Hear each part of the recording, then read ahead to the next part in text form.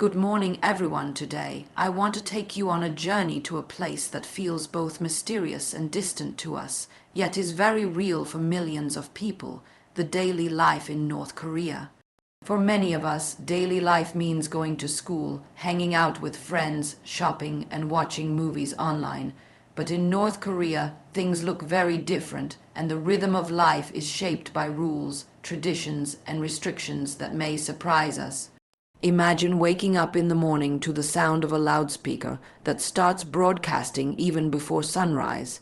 In North Korea, many families live in small apartments in tall buildings, often with very basic facilities. There's not much choice in what you can buy or decorate your home with, because the government controls most supplies. For girls and women, clothing styles are simple, modest, and limited. Bright fashion or makeup that we may enjoy elsewhere isn't always encouraged. Daily routines are less about personal choice and more about following what is expected. Education is also different. Children go to school like us, but their studies include not just math, science, and reading, but also lessons about loyalty, history, and national pride. The focus is not just on learning for oneself, but on serving the country. After school, instead of going to malls or cafes, young people might attend community activities or participate in group performances and practices. Life outside the classroom is organized and planned, leaving little space for free hobbies or entertainment. Food is another important part of daily life, and here it is often very limited. Many families rely on the public distribution system for their rations, and meals are usually simple: rice, corn, kimchi, and sometimes fish or vegetables if available. Supermarkets as we know them are rare, and ordinary people do not have easy access to imported goods. For many girls, helping their mothers cook and prepare food is a part of daily life, though often with very few ingredients. Leisure time is also not the same as we might imagine. There are parks, public squares, and community spaces where people gather. Music and dance are popular, but performances usually reflect traditional styles or patriotic themes. For young girls, playing outside with friends or attending group events may be the main source of fun. Access to movies, television, and the internet is highly restricted, so the kind of global culture we are surrounded by every day remains out of reach. Even simple things like travel are controlled. People cannot freely move from one city to another without permission, and foreign travel is almost impossible. So a girl growing up in North Korea spends her life within the same neighborhoods and cities, with little chance to see the world beyond her borders. This creates a life where imagination is often the only way to explore beyond what is allowed. Daily life is about discipline, routine, and order. Every aspect, from school to family, from food to fashion, is guided by rules and expectations. While young girls everywhere else dream of careers, travel, or freedom, a North Korean girl often learns to find happiness in small things: a shared meal, a walk with a friend, or a performance at school. So when we think of daily life in North Korea, we should remember that behind the mystery and restrictions are young girls just like us. They laugh, they sing, they dream, and they hope, even if their lives are shaped so differently. Imagine waking up before the sun has even risen, not to the sound of an alarm clock you set yourself, but to a voice echoing across your neighborhood through loudspeakers placed on tall poles and rooftops. This is how mornings often begin in North Korea, where daily life is marked by a rhythm that is not chosen individually, but organized for everyone at once. The broadcasts may include music, announcements, or messages meant to inspire people to start their day with energy and discipline. For a young girl, this is the sound she grows up with, the background music of her mornings, replacing what many children in other parts of the world would know as cartoons, radio shows, or playlists.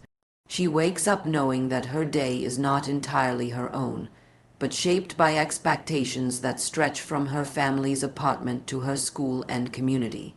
The first task of the day is often household chores, and many families live in small apartments within tall gray buildings that look very similar.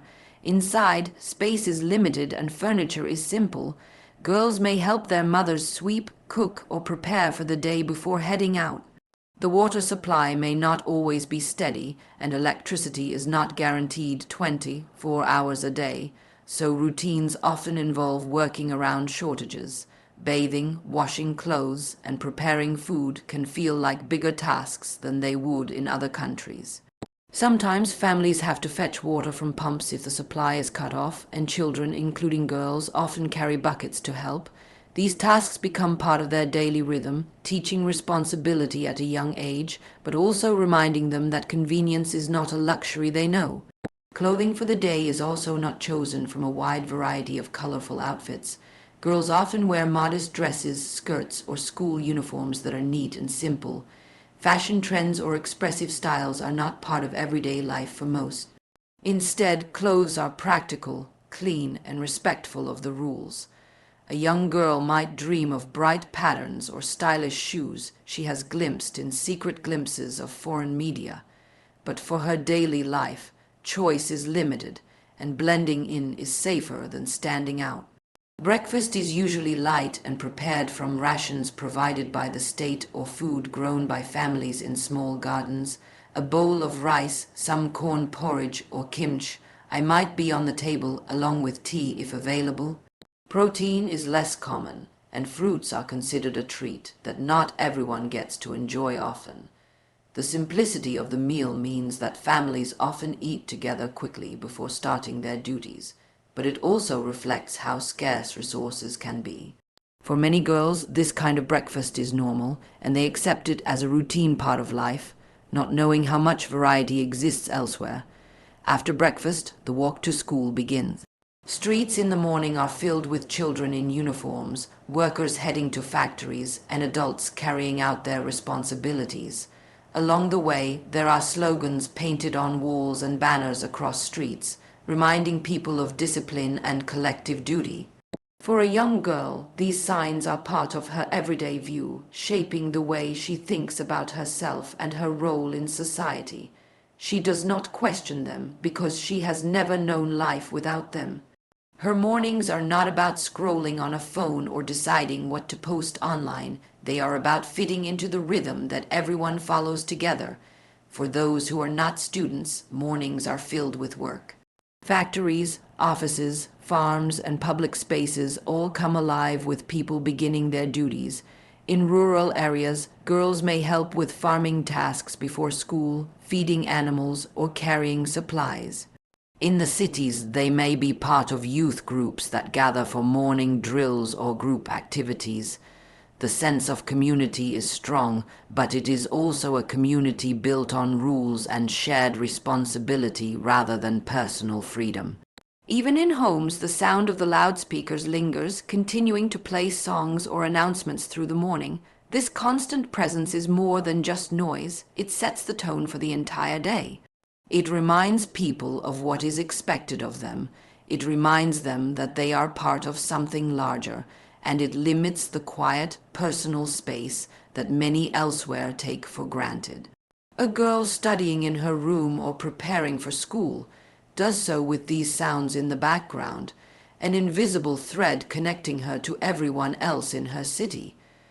The morning routine shows how daily life in North Korea is not just about individual families, but about a collective pattern. From the moment of waking up to the first steps outside, everything is touched by the rhythm set from above. For a girl growing up there, mornings are about learning discipline, helping her family, wearing the right clothes, eating the food that is available, and joining the flow of people all moving in the same direction.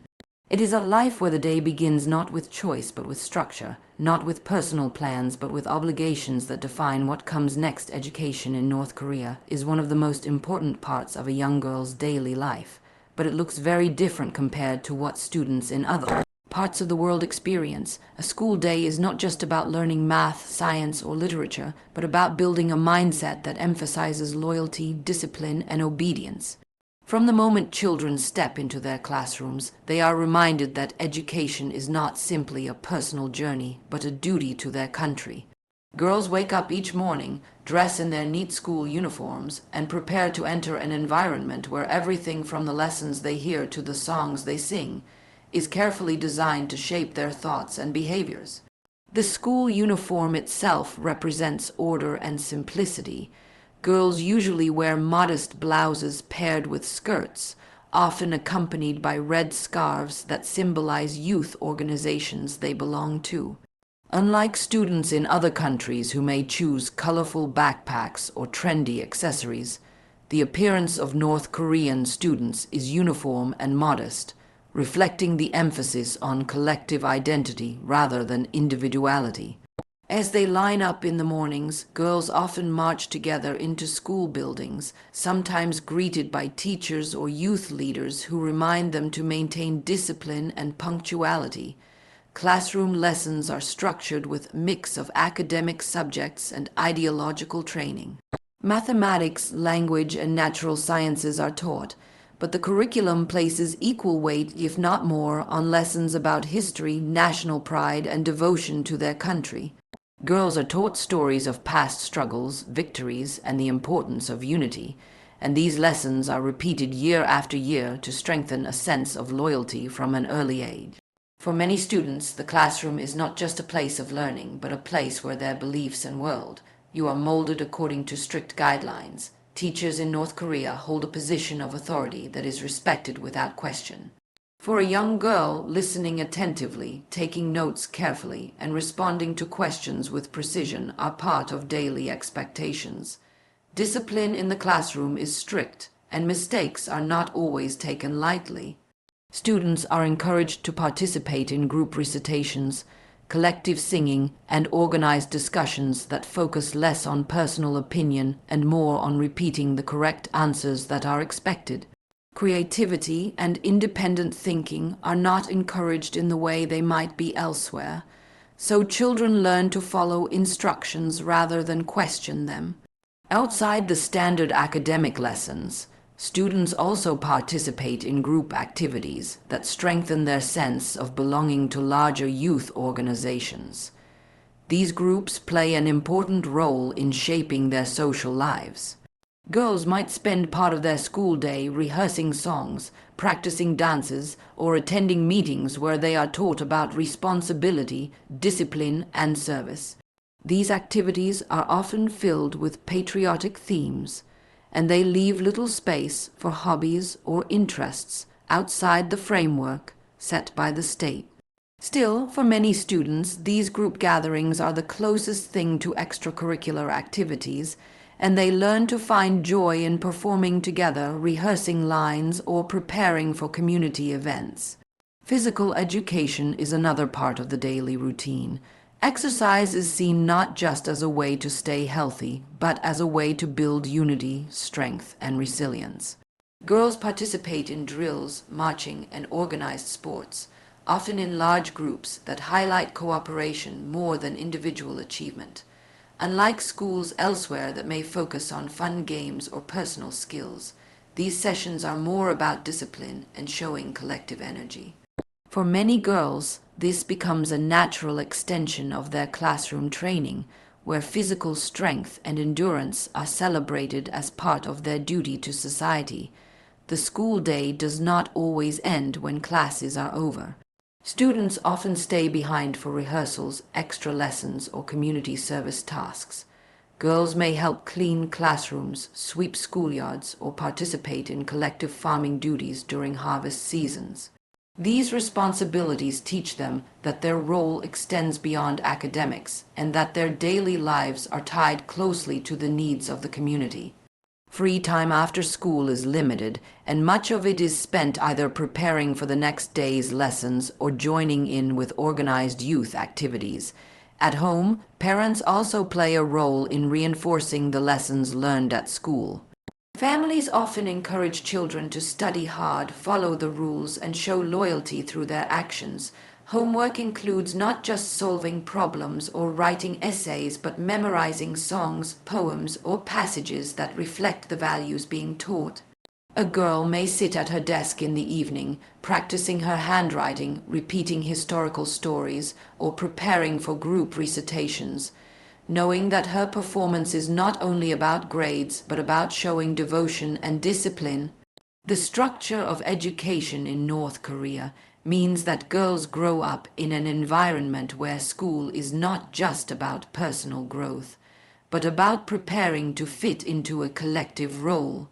Their daily routines are designed to make them responsible, obedient, and loyal citizens, and every subject they study is woven with the expectation of service and sacrifice.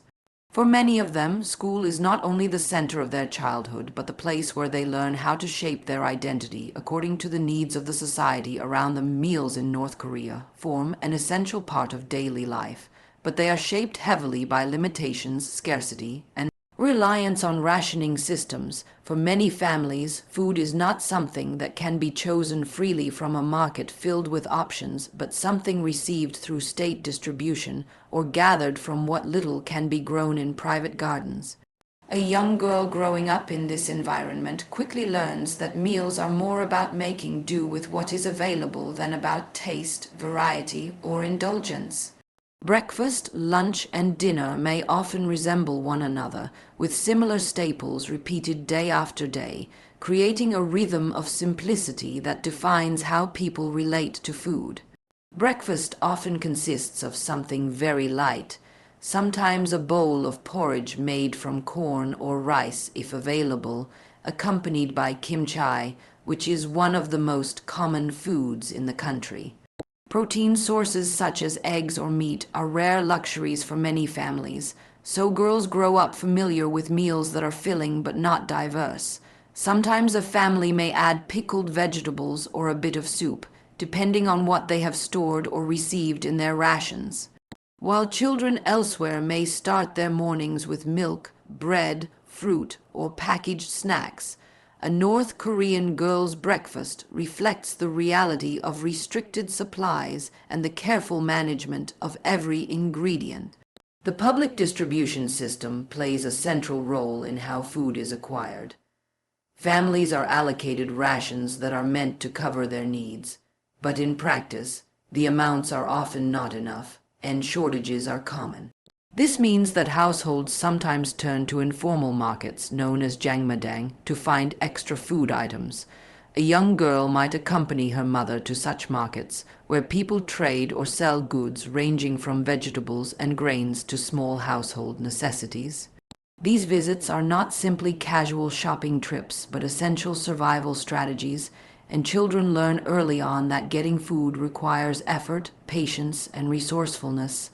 Lunches at school also reflect the scarcity of resources. Instead of diverse cafeteria menus, students often bring small portions from home or receive simple meals at school, such as rice mixed with corn, soup made from cabbage or radish, and occasionally some fish or tofu if available. Girls might sit with their classmates in neat rows, eating their modest meals together, understanding that food is to be respected and not wasted. Sharing is sometimes part of this culture, as children exchange small bites or help friends who may have even less. For them, food is not about indulgence but about sustenance, and the act of eating together becomes a way of building bonds in an environment where everyone faces the same limits. Dinner at home is usually the main meal of the day, but it still remains simple. Rice remains central if it is available, though many families rely more on corn or mixed grains. Side dishes include kimchi, stews made from vegetables, and sometimes small amounts of fish or meat when it can be afforded. Families gather around low tables, and meals are often accompanied by conversation about the day. Though the content of these discussions is cautious, shaped by the awareness that even within the family, words must be chosen carefully. Girls often help in the kitchen, washing vegetables, preparing rice, or assisting in serving food, learning early the responsibility of contributing to family life within the household. Seasonal changes also influence the diet heavily. In summer, vegetables like cucumbers, cabbage, and radish are more available, while winter months can be particularly challenging due to limited fresh produce. Preserved foods such as kimchi and pickled vegetables become the main source of flavor and nutrition during colder months. A young girl may help her mother during the kimchi making season, known as kimjang, when large quantities are prepared and stored to last through winter. This tradition is not only practical but also cultural, teaching children the importance of preparation and the communal effort required to endure scarcity. Snacks or treats are rare for ordinary families. While children in other countries might enjoy candy, chocolate, or packaged goods from stores, a North Korean girl may only occasionally taste such things, often during special events or celebrations. Sometimes families might receive small gifts of sweets during national holidays or community gatherings. And for children, these moments of tasting something sweet become memories that stand out in contrast to their usual daily meals. The idea of abundance is not part of their daily reality, so even the smallest treat carries deep significance. Water and drinks are also simple. Most families drink plain water, tea when it is available, or barley-based drinks. Sugary sodas, juices, or milk are not common in everyday life. A child grows up without the constant advertisements and temptations of branded beverages, so what she drinks is entirely dependent on what is accessible and affordable for her family. Food preparation requires creativity under limitations. Women in the household, often with the help of daughters, learn to stretch ingredients to feed the family, turning a small amount of rice into a filling porridge or using every part of a vegetable to avoid waste.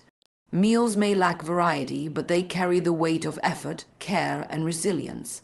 A girl learns that cooking is not just a task, but a way of ensuring survival, and she develops a deep respect for the food placed on the table, no matter how little it may be. The daily reality of meals in North Korea is therefore one of simplicity, discipline, and resourcefulness. Girls grow up in households where every grain of rice is valued, where sharing is essential, and where meals reflect the resilience of families living under constant restrictions. Leisure time in North Korea does not look like leisure in most other countries, because what is considered entertainment or free time is often guided and shaped by collective expectations. For a young girl, this means that the ways she spends her afternoons or weekends are very different from children in other parts of the world who might play video games, watch movies online, or hang out freely with friends. In North Korea, leisure often takes the form of group activities, cultural performances, or participation in events that highlight discipline and patriotism. Individual hobbies and private forms of entertainment are limited, and daily life encourages collective involvement over personal choice. Music is one of the most common forms of leisure, but the songs are usually traditional, patriotic, or related to national themes. A girl may spend her free time practicing songs at school or in youth groups, learning lyrics that emphasize pride and unity. Singing is often done in groups, sometimes accompanied by simple instruments or coordinated dance routines. For many children, these performances are not only entertainment but also preparation for public events where schools or communities showcase their talents. A girl may enjoy the act of singing with her friends, but the content and style are always within the boundaries of what is approved, leaving little room for experimentation with global pop culture or foreign styles. Dance is also a popular activity, often tied to school performances or community festivals. Girls learn carefully choreographed routines that are repeated for ceremonies or local gatherings. These dances are practiced again and again, with an emphasis on precision and synchronization rather than free expression. While the movements may be graceful and the costumes colorful, they carry messages of loyalty and discipline. For a young girl, dance is both a source of joy and a duty, something she performs with pride, but also as part of her responsibility to represent her school or group well. Sports and physical games also play a role in leisure time, but here too the focus is often collective. In schools, children are encouraged to participate in large group exercises, drills, and organized games. A girl may join in running, group gymnastics, or traditional games played outdoors. but the emphasis remains on building strength, unity, and cooperation. Competitions exist, but they are less about individual achievement and more about showing the strength of a team. Leisure through sports becomes another way to reinforce discipline while still giving children moments of energy and playfulness. Public spaces such as parks and squares serve as gathering places for families and children. On special occasions, families may take walks, have picnics with simple foods, or enjoy open-air performances. Girls may play with friends in these spaces, running or playing simple games, but always under the watchful presence of parents or community leaders. These public areas are not filled with attractions like amusement rides or playgrounds found in other countries, but they still provide a sense of togetherness where children can socialize and move freely within limits. Television and movies are also a part of leisure, but the content is carefully controlled. Girls may watch shows or films that emphasize history, culture, or loyalty, but they do not have access to international media, cartoons, or dramas that many other children grow up with. The shows they see reflect the same values taught at school, creating a continuity between education and leisure. Watching television is not a private escape, but another way of reinforcing shared identity. For many families, the television is a central piece of entertainment in the evenings, with children and parents gathering around to watch together. Reading is another activity, though the availability of books is limited. Libraries exist, but the selection is narrow and focused on history, science, or national literature. A young girl might spend part of her leisure time reading approved stories that emphasize discipline, sacrifice, and collective spirit. Fairy tales or fantasy stories from other countries are largely absent, so the imagination is shaped by the narratives that are available. For children who enjoy reading, the act becomes a way to deepen their knowledge within the framework they are given. Community, celebrations, and festivals bring a special kind of leisure. These events often involve parades, music, and dance, with children playing an important role in performances.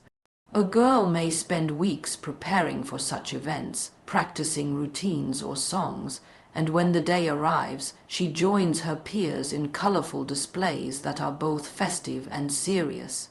The excitement of being part of a public performance gives her a sense of pride, even though the content and purpose of the event are carefully structured.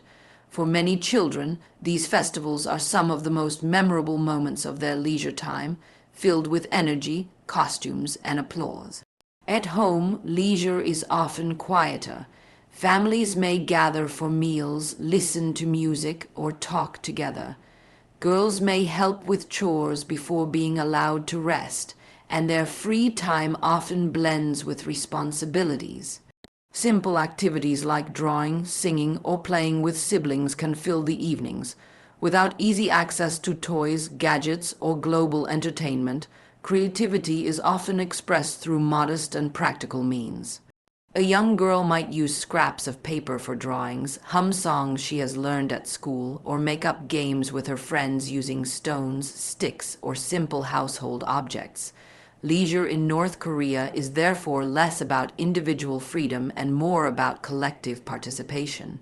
It teaches children to find enjoyment in discipline, to bond with peers through group activities, and to connect with family through shared routines.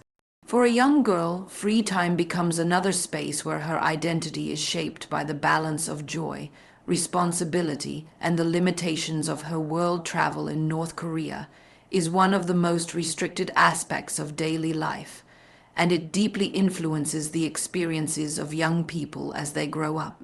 Unlike in many other countries where families can freely visit relatives in different cities, go on vacations, or explore new places, movement within North Korea is tightly controlled.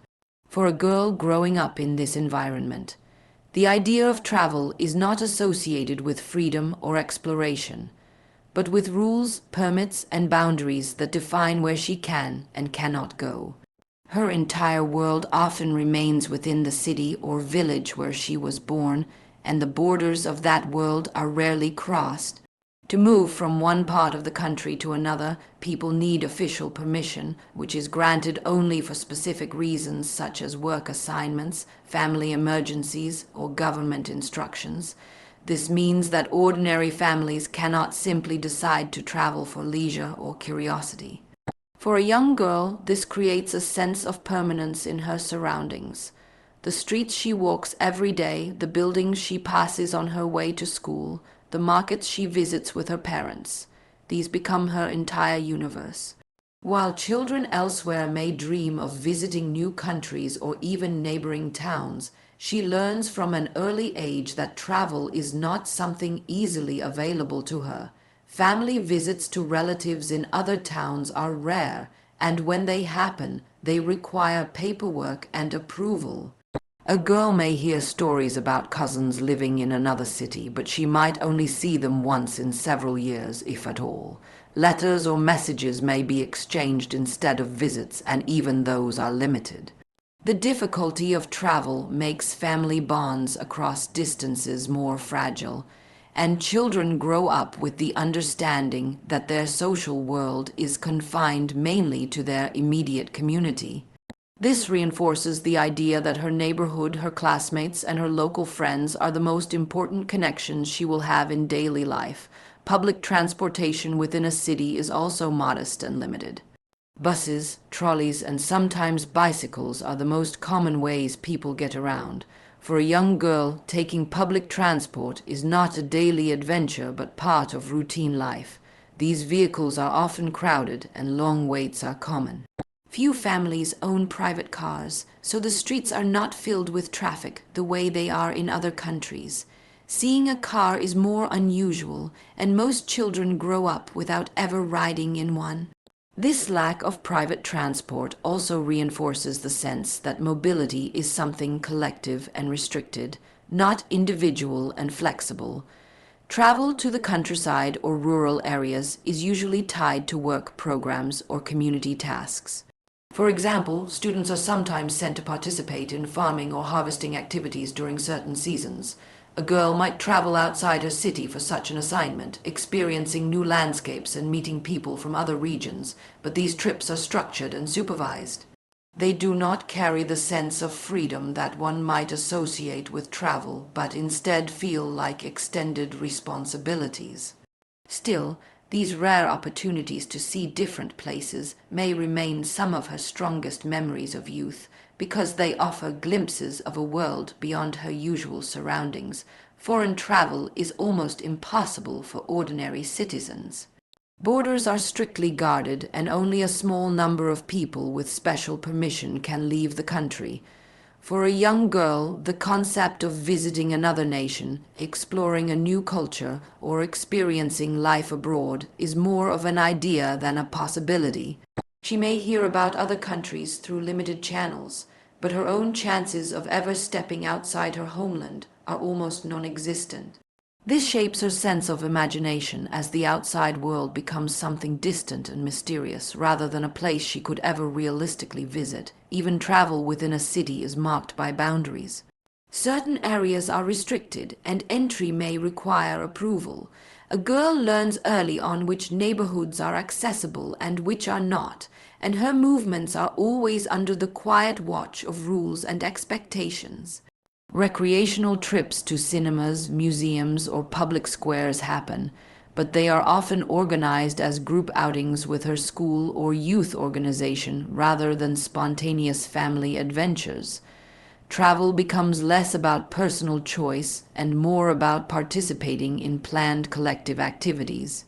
This limited mobility also influences leisure and education. Because she cannot easily visit new places, much of her learning about the world happens through what she is taught in school or told by adults around her.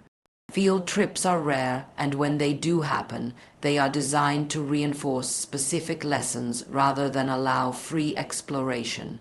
A girl might be taken to a museum or a historical site, but the visit will be structured with guides explaining approved narratives.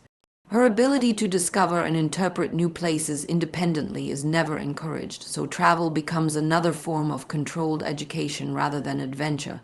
The restrictions on movement mean that daily life is characterized by repetition and familiarity. A girl wakes up in the same apartment, walks the same streets, attends the same school, and shops at the same local market year after year. While this creates a strong sense of community and routine, it also limits her horizons. Her dreams of travel may be shaped not by real experiences, but by imagination, stories, and the small hints of outside life she gathers from others. For her, the world feels at once vast and unreachable, with her own city acting as both her home and her boundary. Travel in North Korea is not just about transportation, but about control, shaping how families live, how children grow, and how young girls imagine their futures. The idea of freedom of movement, something many people take for granted, does not exist in her daily reality, and her understanding of the world remains tied closely to the places she is allowed to see.